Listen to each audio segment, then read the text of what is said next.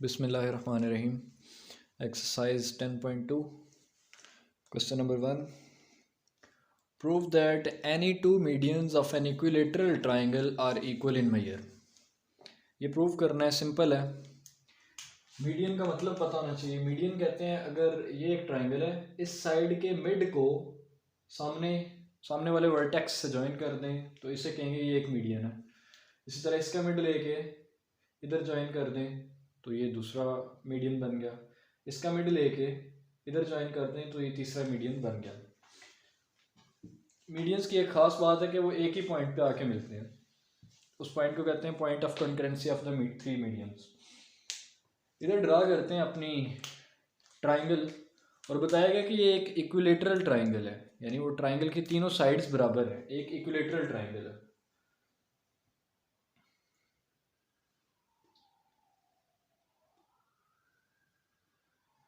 कुछ ऐसी बनेगी वो equilateral triangle. Prove that any two medians, यानी मीडियंस ड्रा करने हैं। इस ट्राइंगल का नाम दे देते हैं A B C. Any two medians मतलब कोई से दो मीडियन, इस साइड और इस साइड का मीडियन आपस में बराबर होना चाहिए, इस साइड और इस साइड का बराबर होना चाहिए, इस साइड और इस साइड का बराबर। यानी हमें तो तीनों ही ड्रा करने पड़ेंगे अपनी बात प्रूव करने के लिए। तो मीडियंस ड्रा करने के लिए इस साइड का लेंगे मिड पॉइंट, इसका नाम दे देते हैं के। इस साइड का मिड पॉइंट लेंगे ए बी का, इसको नाम देते हैं के और इसको नाम दे लेते हैं एल। इसका मिड पॉइंट लेंगे, इसको नाम दे लेते हैं एम। तीनों साइडों पे मिड पॉइंट लेके अगर सामने ज्वाइन कर दिया जाए तो उसे कहते हैं मीडियन। इसे सामने ज्वाइन करते हैं,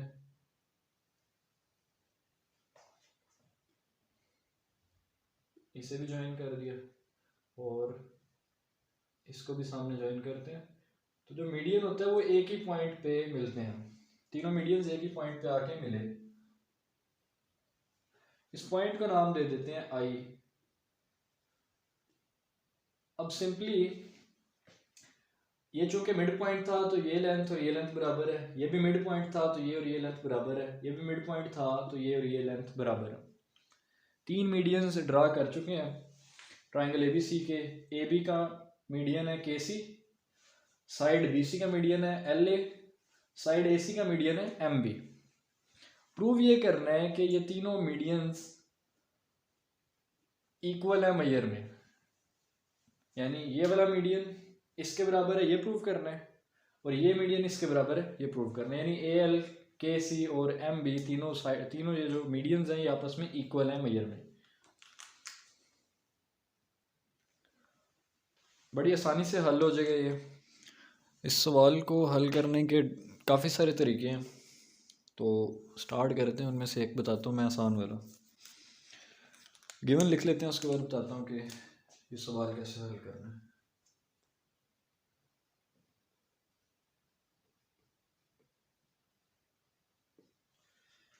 गिवन में एक ट्राइंगल एबीसी दी गई है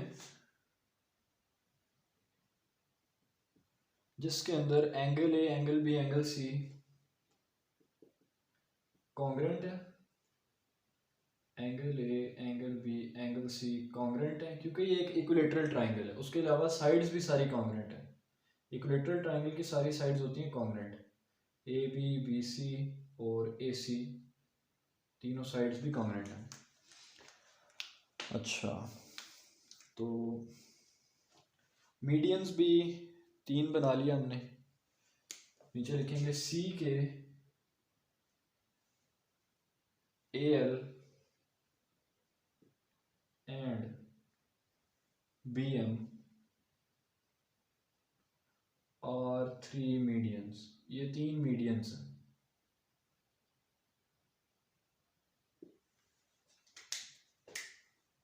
टू प्रूव कि हमें प्रूव क्या करना है। प्रूव हमें ये करना है कि कोई से दो मीडियंस आपस में कॉन्ग्रेंट है, यानी K C congruent to A L. तो लिखते हैं A L congruent to B M, पहले लिख लेते हैं, और B M congruent to K C और K C congruent to A L. ये तीनों मतलब तीनों में से कोई से दो ले लें तो आपस में कॉन्ग्रेंट, यानी इन अदर वर्ड्स ये तीनों ही कॉन्ग्रेंट होने चाहिए एक दूसरे के। A L congruent to B M और B M congruent to K C. तो ये हमें प्रूफ करना है। स्टार्ट करते हैं प्रूफ।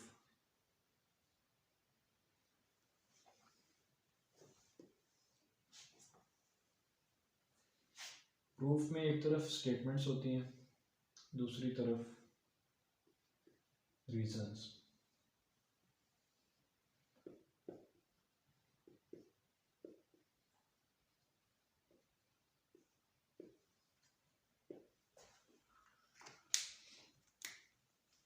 तो ऐसा है कि इसमें ये दो ट्राइंगल्स ले लेंगे, एक के सी बी कुछ इस तरह से बन रही है, और एक बी एम सी, ये पॉइंट बी है, और एक बी एम सी, और ये के बी सी और बी एम सी। इन दोनों ट्राइंगल्स का कंपैरिजन करके अगर मैंने कॉन्ग्रेंट प्रूफ कर दूं तो ये साइड इस साइड के कॉन्ग्रेंट हो जाएगी, बी एम के सी के कॉन्ग्रेंट, क्योंकि कॉन्ग्रेंट ट्राइंगल्स हों तो उनकी साइड्स कोरिस्पॉन्डिंग साइड्स कॉन्ग्रेंट होती हैं। तो अगर ये दोनों ट्राइंगल्स कॉन्ग्रेंट प्रूफ कर दूं किसी तरह से तो के सी बी एम के कॉन्ग्रेंट होगा, के सी बी एम के कॉन्ग्रेंट, तो एक बात प्रूव हो जाएगी। आगे लिख देंगे सिमिलरली वी कैन प्रूव, ये तीनों प्रूव कर सकते हैं हम। यानी बार बार ट्राइंगल्स लेने से बेहतर है बंदा लिखते सिमिलरली वी कैन प्रूव, बाकी दो बातें प्रूव हो सकती हैं। तो इन दोनों ट्राइंगल्स को कॉन्ग्रेंट कैसे प्रूव करना है इसके बारे में बात करते हैं। तो लिखेंगे in triangle B M C, और दूसरी है जी triangle K B C. B M C और के बी सी में बी सी के कॉन्ग्रेंट है, ये कॉमन है, दोनों में एक ऐसी साइड है इस ट्राइंगल में भी और इस ट्राइंगल में भी जो मौजूद है पूरी की पूरी, तो वो बी सी है। उसके बाद इस ट्राइंगल में अगर सिर्फ इसकी बात करें तो एक एंगल है एंगल बी, तो जो एंगल बी है इस ट्राइंगल का वो कॉन्ग्रेंट है, अगर बात करें सिर्फ इस ट्राइंगल की, ऐसे इसका एक एंगल सी है उसके बराबर है, एंगल बी कॉन्ग्रेंट है एंगल सी के। ये रीज़न है कि गिवन लिख देते हैं, क्योंकि गिवन में बता चुके हैं कि तीनों के तीनों एंगल्स कॉन्ग्रेंट हैं। अगर कोई से दो की बात कर रहे हैं तो वो भी कॉन्ग्रेंट हो गए। अब एक और चीज़ प्रूव करनी है तो बस ये दोनों ट्राइंगल्स हो जाएंगे कॉन्ग्रेंट प्रूफ। अब वो चीज़ क्या है, वो चीज़ है कि के बी और एम सी कॉन्ग्रेंट है। ये के मिड पॉइंट था ना ए बी का, तो जो के बी है वो हाफ है ए बी का, और जो एम था वो मिड पॉइंट था ए सी का, तो एम सी हाफ है ए सी का। ये ए सी ए बी के बराबर है, तो इसका हाफ और इसका हाफ भी तो बराबर होगा, तो के बी एम सी के बराबर होगा, के बी एम सी के कॉन्ग्रेंट हो जाएगा, K B congruent to M C. क्यों? क्योंकि के बी एम सी के बराबर क्यों? क्योंकि K and M are mid points of A B and A C, K and M are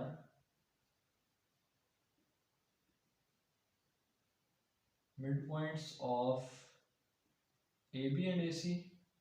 लेकिन सिर्फ इतना बताना काफ़ी नहीं है कि मिड पॉइंट्स हैं, इससे क्या पता चलता है, A B and A C and A B is congruent to A C, और ए बी ए सी के कॉन्ग्रेंट भी है। अगर ए बी ए सी के कॉन्ग्रेंट है तो उनका मिड पॉइंट लेने से उनके जो हाफ होंगे वो भी कॉन्ग्रेंट होंगे, तो इस तरह से पता चलता है। और इन तीनों बातों से पता चलता है कि triangle A B C B M C sorry triangle B M C congruent है ट्राइंगल के बी सी के, ट्राइंगल बी एम सी और ट्राइंगल के बी सी कॉन्ग्रेंट है। और अगर ये दोनों ट्राइंगल्स कॉन्ग्रेंट हैं, इसकी रीजन वैसे क्या होगी, side angle side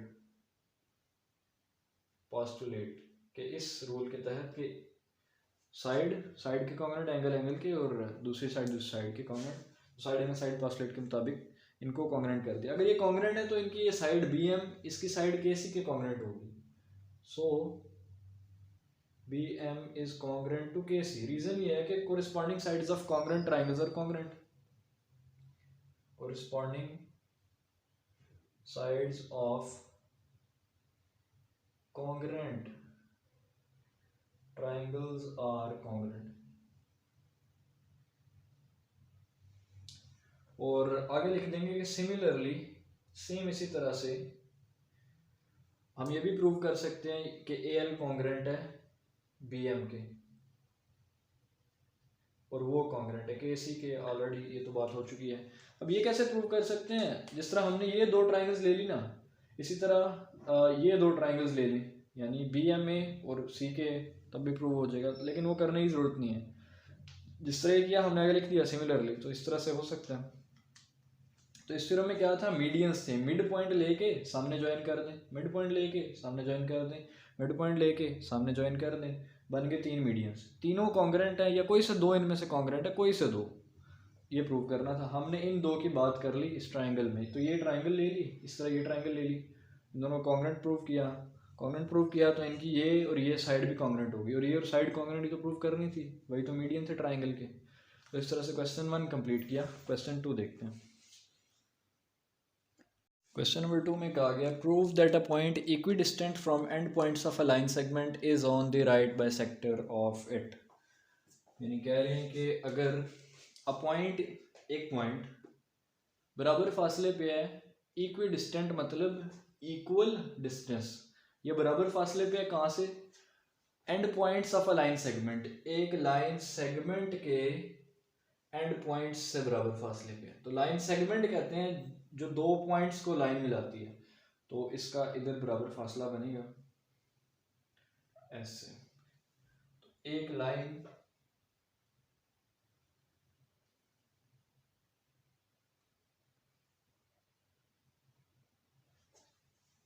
line segment A B मान लेते हैं, इसका नाम है, ऐसे जो बनी होती है ना, इसे कहते हैं लाइन, जो कहीं पे एंड ना हो रही हो, मतलब इसको आगे एक्सटेंड कर लें तो कोई हर्ज नहीं, इसे आगे एक्सटेंड नहीं कर सकते, ये लाइन सेगमेंट है। सेगमेंट मतलब टुकड़ा, एक लंबी इस लाइन जिसका एक टुकड़ा, ये दोनों एंड से जुड़ी होती है, मतलब दो पॉइंट्स एक दूसरे को मिला रहे हो तो उसे कहते हैं एक लाइन सेगमेंट। ये लाइन है, एक साइड से रेज कर दें ऐसे, ये भी एक लाइन है, इसको एक्सटेंड कर सकते हैं उस साइड पे, ये एक लाइन सेगमेंट है।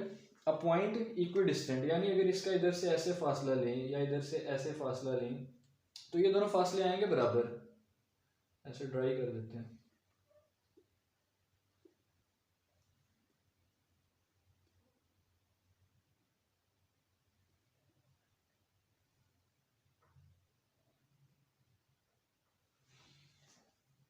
तो गिवन में ये बताया गया कि ओ ए कॉन्ग्रेंट है ओ बी के, प्रूव ये करना है कि ये राइट बाइसेक्टर पे है ए बी के, is on the right bisector of it. A B के राइट बाइसेक्टर पे है, मतलब ये जो ए बी है इसका मिड लेके 90 का एंगल अगर ड्रा करें, इसको कहते हैं राइट बाइसेक्टर। राइट मतलब 90 का एंगल, बाइसेक्टर मतलब दो टुकड़ों में काटने वाला, बाय कहते हैं दो को, सेक्ट कहते हैं टुकड़े को, बाइसेक्टर दो टुकड़ों में काटने वाला। तो कहते हैं कि एक लाइन है लंबी सी जो मिड में हो और 90 के एंगल पे बनी हो, प्रूव करें कि ये जो पॉइंट ओ है वो उस पे है, यानी ए बी का अगर राइट बाइसेक्टर ड्रा किया जाए यहाँ से ऐसे, ए बी का एक राइट बाइसेक्टर हो लंबा सा, मैंने यहाँ तक और यहाँ तक ड्रा किया, प्रूव करें कि ओ उस पे ही है। अब ये प्रूव करने का डायरेक्ट तरीका नहीं है, देखिएगा मैं क्या करूंगा कि ओ से डी तक परपेंडिकुलर गिरा दूंगा। अब ये राइट तो है, इतना प्रूव करना बाकी रह गया कि ये बाइसेक्टर है, कि ये राइट तो है, यानी राइट तो है, 90 का एंगल बन गया, लेकिन अगली बात जो है कि ये बाइसेक्टर है, बाइसेक्टर मतलब बराबर काट रहा है, इतना प्रूव करना बाकी रह गया। एक दफ़ा दोबारा से बताता हूँ, ये कहा गया था कि एक पॉइंट है, दोनों एंड पॉइंट से लाइन के बराबर फासले पे, तो ओ ए और ओ बी फासला आपस में बराबर है। प्रूव ये करें कि ओ ए बी के राइट बाइसेक्टर पे है, यानी एक ऐसी लाइन जो 90 के एंगल पे भी और बिल्कुल मिड से ऊपर जा रही हो, उस पे ओ है, ये प्रूव करना है। तो मैंने खुद ही ओ डी ड्रा कर लिया 90, इसमें तो कोई हर्ज नहीं है ड्रा करने में। अगर ये प्रूव हो जाए कि ए डी और बी डी दोनों बराबर हैं, यानी डी मिड पॉइंट है, तो दूसरी बात खुद ब खुद प्रूव हो जाएगी कि राइट तो मैंने खुद बना दिया, बाइसेक्टर प्रूव कर दिया, तो मतलब प्रूव हो जाएगा कि ये राइट बाइसेक्टर है। ठीक है, तो चलते हैं, गिवन पहले लिखते हैं।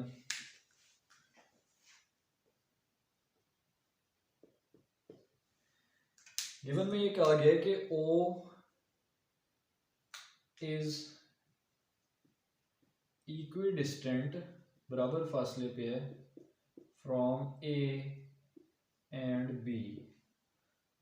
तो इससे हम कह सकते हैं कि OA कॉन्ग्रेंट है OB के, OA कॉन्ग्रेंट है OB के। और प्रूव ये करना है कि O is on right bisector of AB। O जो है वो AB के राइट बाइसेक्टर पे है। कंस्ट्रक्शन थोड़ी सी करनी पड़ेगी इसमें। कंस्ट्रक्शन में ये होगा कि ड्रॉ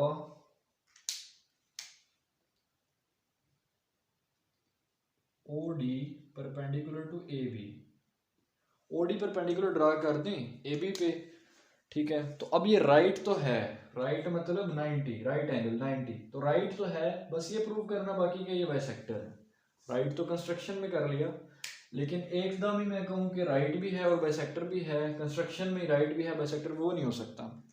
ओरो थ्योरम है वो तो प्रूव नहीं हो सकता डायरेक्ट कि राइट भी और बाइसेक्टर भी हो। और ड्रा करें तो बाई चांस ही वो राइट एंगल पे भी बन जाए और बाइसेक्टर भी हो, मिड पॉइंट भी बन जाए, ऐसा नहीं हो सकता।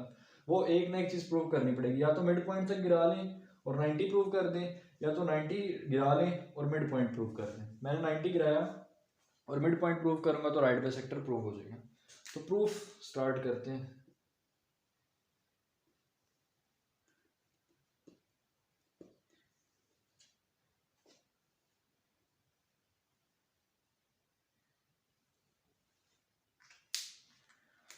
तो इन दोनों ट्राइंगल्स का बस कंपैरिजन करना है।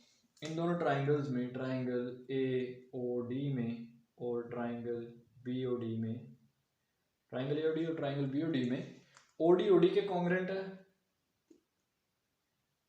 ये बात तो है कॉमन।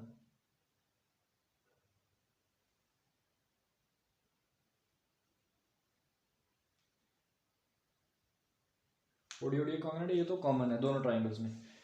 और OA OB के कॉन्ग्रेंट है, ये चीज है गिवन। और एंगल BDO कॉन्ग्रेंट है एंगल ADO के। तो ये बोथ कॉन्ग्रेंट टू 90 डिग्री, इसकी रीजन ये है। तो इससे पता चलता है कि ट्राइंगल AOD कॉन्ग्रेंट है ट्राइंगल BOD के। अब अगर ये कॉन्ग्रेंट है तो इसकी रीजन तो खैर ये है कि side angle side, congruent to side angle side. अब अगर ये कॉन्ग्रेंट है तो इनकी ये वाली जो साइड है AD वो BD के कॉन्ग्रेंट होनी चाहिए। इसकी रीजन ये है कि corresponding sides of congruent triangles are congruent.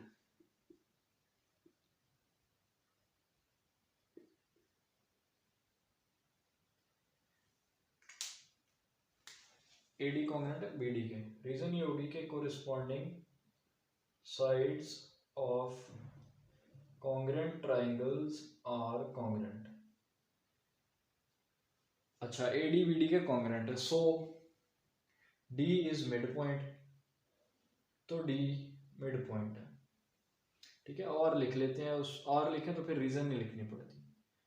AD BD के congruent है मतलब D midpoint है AB का, D is midpoint of AB, ये बात कर दी। बट लेकिन याद आया कि OD is perpendicular to AB, कि OD जो है वो AB के परपेंडिकुलर भी था और D मिड पॉइंट भी निकल आया। दो बातें राइट बाइसेक्टर के लिए चाहिए होती हैं। ये लफ्ज है ना राइट बाइसेक्टर, बाइसेक्टर मतलब मिड से काट रही हो ये लाइन, तो ये प्रूव हुआ ना D is मिड पॉइंट, तो मिड से ही काट रही है। राइट मतलब इधर एंगल 90 का होना चाहिए, तो ये एंगल 90 का ही है, ये तो हमने कंस्ट्रक्शन में कर लिया था। तो OD परपेंडिकुलर टू AB यानी ये एंगल जो D है एंगल ODB ये 90 का है। तो क्या इन दोनों बातों से ये नहीं पता चलता, 1 और इसे अगर 2 कहीं, तो ये नहीं पता चलता कि जो OD है वो राइट बाइसेक्टर है AB का, बिल्कुल यही पता चलता है। और इसके साथ ही सवाल हल हो जाएगा, बात प्रूव कर देंगे। ये चीज़ थी गिवन में, इसके लिए लिखेंगे गिवन।